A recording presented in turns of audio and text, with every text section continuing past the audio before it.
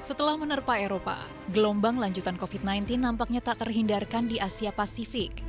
Sejak pertengahan Mei, negara Singapura terpaksa harus memberlakukan lockdown karena Bandara Internasional Changi menjadi klaster baru penyebaran COVID-19. Akibatnya, dua perhelatan internasional, termasuk konferensi World Economic Forum yang seharusnya berlangsung Agustus mendatang, dibatalkan. Hal serupa juga terjadi di Jepang. Negeri Sakura menerapkan status darurat untuk Tokyo dan sejumlah kota besar untuk membatasi pergerakan sosial warganya saat kasus pandemi kembali melonjak karena munculnya varian COVID-19 baru.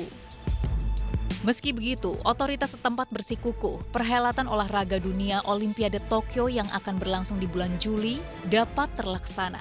Di sisi lain, muncul kekhawatiran event ini akan memunculkan mutasi COVID-19 strain baru. 東京オリンピックは東北大震災の復興震災と当初言われていましたが、東京オリンピック自体がウイルスの新たな災害を生むことになりかねません。ワクチンの効果を著しく下げるようなウイルスや、子どもへの感染が容易になるようなウイルスが現れれば、これは日本国内の問題というより世界人類の問題になります。 Bahkan negara yang dianggap sukses menangkal pandemi seperti Vietnam kini waspada. Per Senin 31 Mei, pemerintah setempat menerapkan pembatasan sosial berskala besar di pusat bisnisnya Ho Chi Minh City selama 2 pekan, sejak kasus baru mencapai 200 hingga 300-an kasus per hari. Dan yang terbaru, negeri jiran Malaysia menerapkan lockdown nasional per 1 Juni hingga 14 Juni. Selama lockdown, semua mal harus ditutup kecuali sejumlah sektor prioritas. Otoritas Malaysia mengakui kasus COVID-19 meningkat tajam usai masa libur Idul Fitri, bahkan mencapai 9.000 kasus baru per hari. Kemampuan penularan virus sudah tak terbendung. Sayangnya, produksi vaksin global tertinggal jauh, menyebabkan Organisasi Kesehatan Dunia WHO mendorong setiap negara untuk aktif memproduksi vaksin secara mandiri. On local production, having a global plan or resolution is very important. But the key is working with countries one on one. Because of COVID, as you know, there is shortage of vaccines, and we're trying to address the gaps in production. And we're reaching out to countries in many continents now and working to support them. Jadi, ancaman sudah di depan mata. Indonesia nampak tinggal menunggu giliran.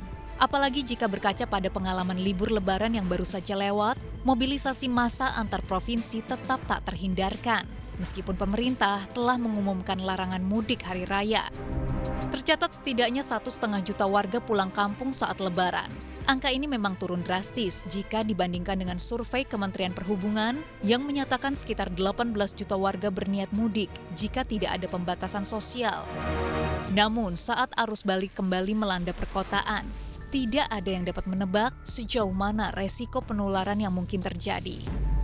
Dapat dipantau pada 2 minggu setelah Lebaran, terlihat angka kasus baru harian kembali mengalami lonjakan, yang sempat turun ke angka 2.000 hingga 3.000-an kasus, kini kembali menyentuh 6.000-an kasus. Bahkan kasus di ibu kota Jakarta kembali mencapai 1.000 kasus baru dalam sehari. Hal ini menyebabkan Wisma Atlet yang menjadi pusat rehabilitasi pasien COVID-19 pun siaga. Untuk memastikan kesiapan RSDC secara personil maupun perangkatnya, termasuk fasilitas dan sarana pendukungnya untuk menghadapi kemungkinan potensi lonjakan kasus COVID pasca Lebaran. Sudah saatnya warga plus 62 sadar diri. Setahun lebih hidup bersama pandemi seharusnya tak membuat kita lengah. Tapi toh kenyataannya, bukannya beradaptasi, justru banyak warga yang semakin lalai menerapkan protokol 3M.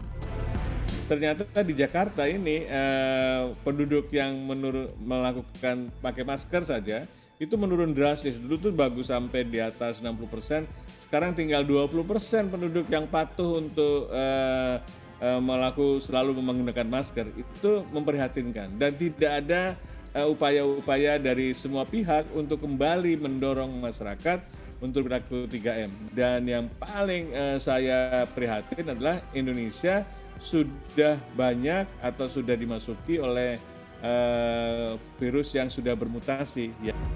Seberapa dahsyat pukulan gelombang COVID-19 selanjutnya ditentukan dengan sejauh mana komitmen penduduk di tanah air untuk mempersiapkan diri. Belum hilang dari ingatan kita bagaimana pandemi memukul ekonomi kita sepanjang 2020. Akankah hal itu kita izinkan terjadi lagi karena kelalaian menerapkan protokol kesehatan? Semoga saja tidak. Tim Liputan CNBC Indonesia.